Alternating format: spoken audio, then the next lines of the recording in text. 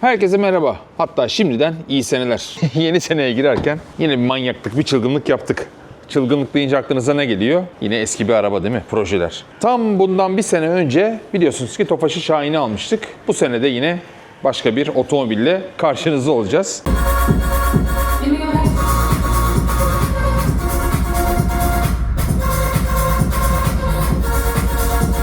Herhalde Fatih Usta'nın arabasını bilmeyen yoktur. Namı diğer.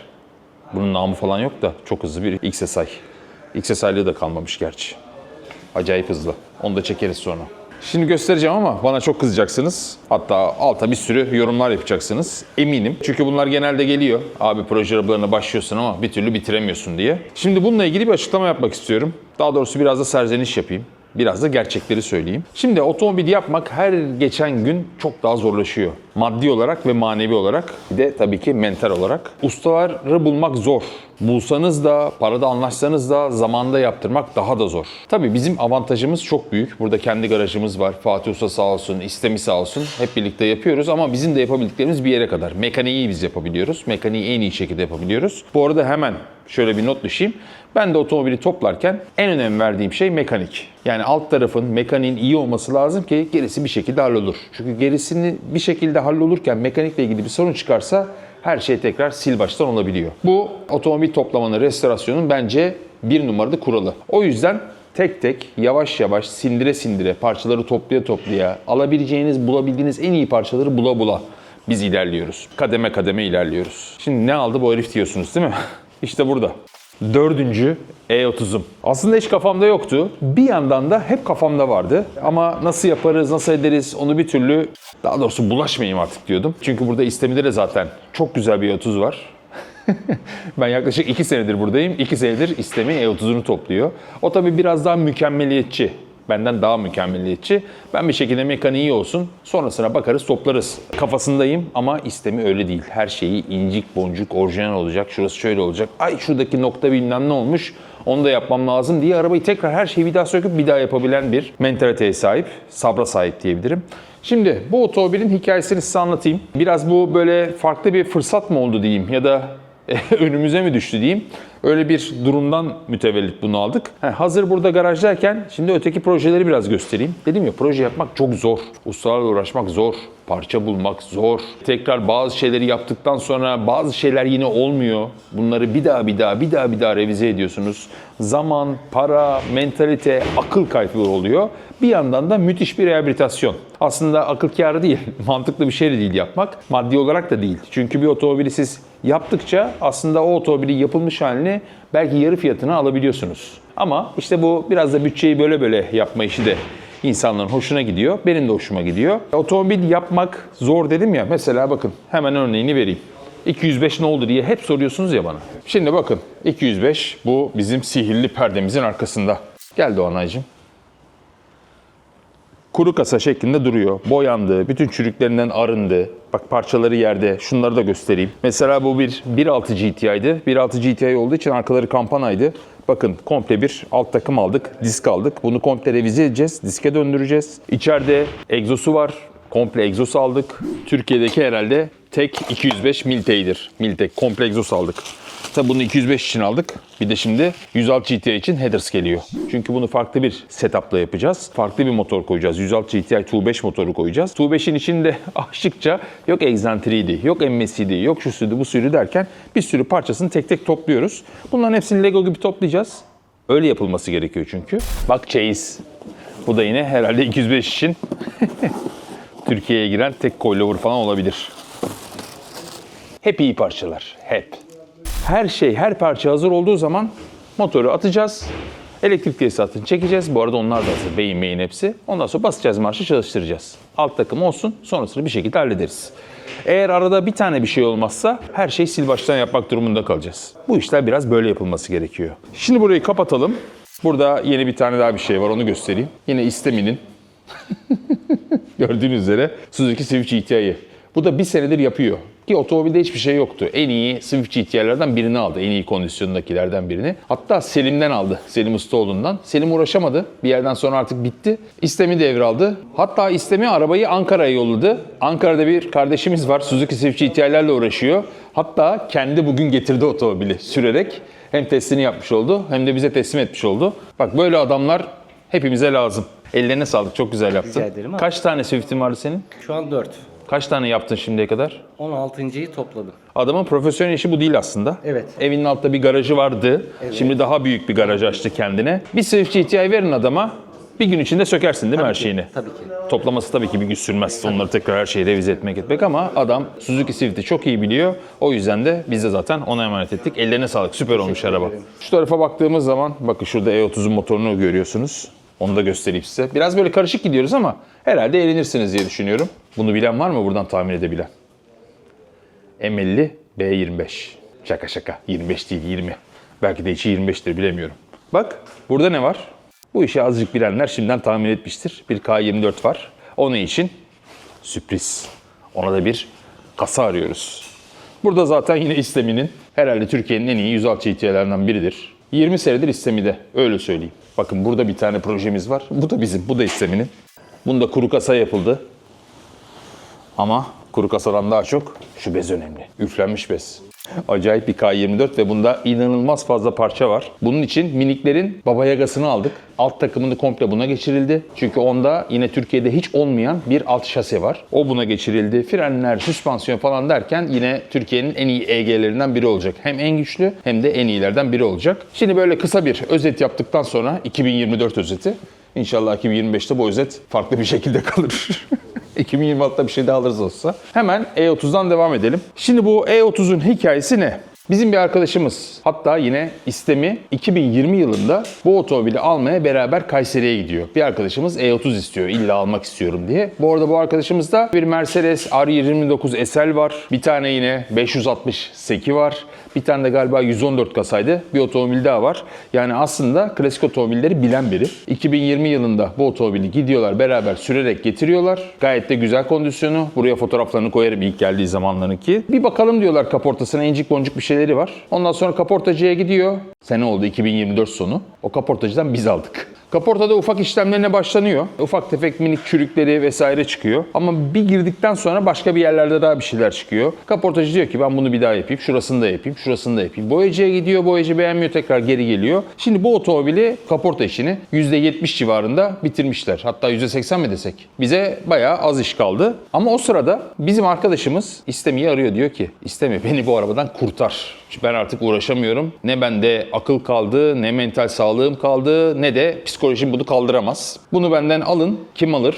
Biz de İstemi'yle birbirimize baktık. Bir gün sabah geldi. Dedi ki bir tane E30 var. Alalım mı onu dedi. Alalım, anasını satayım dedim. İşte bu şekilde aldık. Şimdi bu otomobili niye aldık? Bir kere E30'u çok seviyoruz. Kaportası dediğim gibi %70, %80 bitmiş. Çok az işleri var. Orayı bir toparlayıp ondan sonra boyaya girecek ve boyadan sonra da bütün parçaları bu arada var. Var olduğunu tahmin ediyorum daha doğrusu. Onlar da içeride. Şimdi birazdan onları da gösteririm. İşte motoru hazır. Ruhsata işlenmiş. Bu arada ben M10 kasayı, yani bir önceki nesil stopları böyle olan kasayı, demir tamponlu kasayı daha çok seviyorum. Demir tamponları var sağlam. Önde yine güzel bir orijinal dili var. Bakın yine burada yine M1'in bakın yumuşak spoileri var. Jantlarımızı değiştireceğiz ama 5 bijona çevirmişler. Rekara koltukları var, okuma aynası var, 13 tuşlu yol bilgisayarı var. Onun yanında şu arka tarafa baktığınız zaman o perdeli pandizotu bile var. Yani otomobilde donanım olarak acayip şeyler var. İşte M1 direksiyon var. Bu arada zaten bizde de var. Bu mu? Bu mu? Bu mu? Hangisi? Bir tane de içinde var zaten. Pazar yeri gibi. Mesela bunlar benim stoplarımdı daha önceki çeyizlerden. Sunroof var zaten. Yani o da başka bir artı. Otomobil aslında çok güzel bir otomobil. Bütün kasası bitmiş, çürüğünden çarığından arındırılmış. Bir boyayacağız, tık tık tık tık takacağız. Takarken tabii bir sürü bir şeyler daha uğraşacağız ama bizim kıllığımızdan mütevellit. Ama çok güzel bir otomobil haline gelecek. Ne zaman gelecek? Öncelikle ötekileri bitirmem lazım, öteki projeleri. Yine burada sizin serzenişlerinize dikkat çekmek istiyorum. Yani bir otomobil yapmak bile çok zor. Biz orada 3 tane, 4 tane otomobil yapıyoruz. Bu arada CRX'i de soracaksınız. CRX de İzmir'de, Buğra'ya gitti. Carbon Works'e. Ona çok güzel bir şey yaptık. Onun da videosu gelecek zaten. Kaputu, üstü, tavanı, her yeri karbon oldu. Oradan Emrecan'a geçti. Emrecan bütün mekanik işlerini halletti. Yazılımını yaptı. Güzel bir gücü aldık sonunda. Oradan yine Sercan'a, bizim bir önceki CRX'i boyattığımız arkadaşımıza geçiyor. Olkar servise ve orada boyanacak ve bize böyle pırıl pırıl gelecek. Biz onu tıkır tıkır dizeceğiz ve CRX bitmiş olacak. Bu herhalde Mart-Nisan'a biter mi? Bence biter. Yaza girmeden biz CRX'i pırıl pırıl hale getirmiş oluruz. Orada zaten 205'e başlamış oluruz. 205'in motorunu yerleştirmiş, alt takımını yapmış oluruz. Değil mi Fatih Usta? Oradan bana gülüyor. He diyor. Yaparız değil mi? Hallederiz. O da olur. Sözü aldık. Tabii. O da beni bitirdi zaten. 205'i yapmak için bayağı hevesleniyor. Burak şunu da buldum, şunu da alalım. Şunu da buldum, şunu da alalım. Egzantrik koysak mı, emme koysak mı falan derken o da garip bir hale aldı. Frenler gelmişti en son. En son İTV'de karar kıldık. İTB'de karar kıldık. Jantlarımız gelecek. O da çok güzel olacak. Her şeyi hevesle, seve seve, aşkla yapıyoruz. Ve çok güzel bir otomobil ortaya çıkartacağız. Yani öyle eften püften toplayalım bitsin mantığı bizde yok. Tofaş'ı zaten biliyorsunuz ne kadar uğraştık, gereksiz bir sürü şeylerle uğraştık. Hatta bazen diyorum ki kendime oğlum gerizekalı mısın? Neyse devam edelim. Şimdi otomobilin içinde bakın şurada bir çamurluk var. Komple çamurluğunu zaten cakadan yapmışlar. Buradaki gibi. Bu tarafı zaten üstüne koymuşlar. Hatta şurayı da biraz şişirmişler. Benim çok hoşuma gitti. İstemeleri ki mutlaka orijinal olması lazım. Ama bana kalırsa böyle olması lazım. Diğer tarafı da bu şekilde takacağız. Önde ufak tefek düzeltmeler var. Onları yapacağız ve devam edeceğiz. Egzosu üzerinde, şaftı üzerinde, içinde hepsi. İşte biraz içini vesaire topladıktan sonra bence çok güzel bir otomobil olacak. Çünkü çoğu parçası, pahalı olan çoğu parçası otomobilde mevcut zaten. Bak kapı sesi. Çık diye kapanıyor. Hadi size parçalarını göstereyim. Bu arada kara stopları da var orijinal. Kara farları da var orijinal. Silecekleri de var. Hepsi var. Parçalar burada. Tabii bir kısmı burada. Koltuklarını bu arada söktük, rekarları. Onlar da biraz kirliydi. Onları temizlemeciye yolladık ve çok güzel bir şekilde çıktı. Onların fotoğraflarını da buraya koyarım. Hiçbir şey yapmaya gerek yok. Onları orada naylonladık. Pırıl pırıl takılmayı bekleniyor. İşte camlar burada. Bu arada açılır kelebek camlarımız da var. İşte orta konsollar, ön vesaire vesaire. Çamurluklarımız bu arada orijinal. Yan sanayi değil, çok güzel. Bunları bir kroma yollayacağız. Hemen tampon alt sacı ve hatta burada bir yerde spoileri de olması lazım. Çok güzel bir tampon altı var. Ona da biraz tav oldum. Yani bunların hepsini tıkır tıkır toplayacağız. Bu arada bakın E30 aldığımızı duyanlar böyle bize orijinal krikosunu getirdi mesela. Yıldıray Hocam'la Bora. Onlar da sağ olsunlar. İmece. Eğer böyle işimize yarayacak şeyler varsa, temiz bir şeyler bekleriz ha. Burada çok güzel bir olayımız var. Elektrik tesisatımız. Apo Ustam sağ olsun. BMW E30 konusunda özellikle 1 numaradır. Bunun tesisatta 0. Her şey yapılmış halde bize geldi. Tık tık tık bize sadece montajı kalacak. E30'u da ne zaman bitiririz? Sence ne zaman biter? Minimum 6 ay diyorum abi. Minimum 6 ay. Başlandıktan sonra Biz zaten hemen başlamayacağız. Ötekileri önce bitirmemiz lazım. Muhtemelen bu otomobili kaportaya biz Şubat-Mart gibi yollarız. Oradan boyaya işte herhalde Mayıs-Haziran gibi çıkar. Sonrasında içini dizmeye başlarız. İncik boncuk falan derken herhalde yaz sonu gibi bineriz gibi düşünüyorum. Yani benim kafamda 8 aylık bir süreç var. Bakalım biter mi acaba?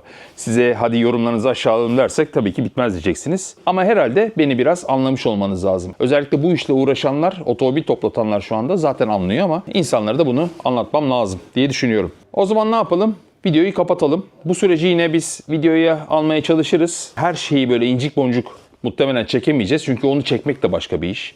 İşte Doğanay'la beraber gitmemiz lazım.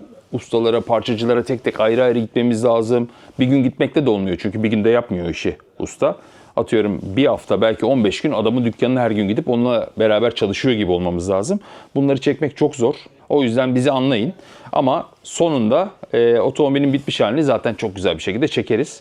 Bu arada rengini de değiştirmek istiyorum. Siyah otomobil ama böyle E30'un çok güzel bir yeşil rengi var. Buraya yine onun fotoğrafını koyarım. Düşündüğüm o ama sizin de böyle fikirleriniz varsa ya da ya bu yeşil olmaz vesaire diyorsanız aşağı yorum yazarsanız otomobili birlikte yapalım. Çünkü sizin zevkleriniz de bizim için önemli. Bir kanalımız var ve beraber otomobili yapıyoruz. Yani biz yapıyoruz, siz seyrediyorsunuz ama sizlerin de zevkleri dediğim gibi öncelikli ve benim için önemli. Fakat şöyle de bir durum var. Benim de tabii sizin zevklerinizi beğenmem lazım. Sadece siz beğendiniz diye de sevmediğim bir rengi yapmam. Çok açık söyleyeyim. Bazı şeylere beraber karar verelim. Parça konusunda yine yardımlarınızı bekliyorum. 2024'ün son gününde böyle bir video çektik. Şimdiden tekrar en başta da söylediğim gibi 2025 herkes için, hepimiz için çok güzel geçsin. Sağlık dolu, parayla geçsin. Buradan da yılbaşınızı kutlamış olayım. Umarım videoyu da beğenmişsinizdir. Beğendiyseniz beğenme butonuna basarsanız bana da en güzel yılbaşı hediyesi zaten bu olur. Zaten kanalımıza abone olduğunuzu düşünüyoruz. Eğer abone değilseniz abone olup özellikle o çan simgesine tıklayıp bildirimlerinizi açarsanız biz her yeni video yüklediğimizde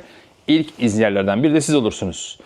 Projelerde sırada Tofaş tesisat videosu var. Sonra da muhtemelen CLX videosu gelir. Sonra da her ay böyle bir tane video koymayı planlıyoruz. Görüşürüz. İyi seneler.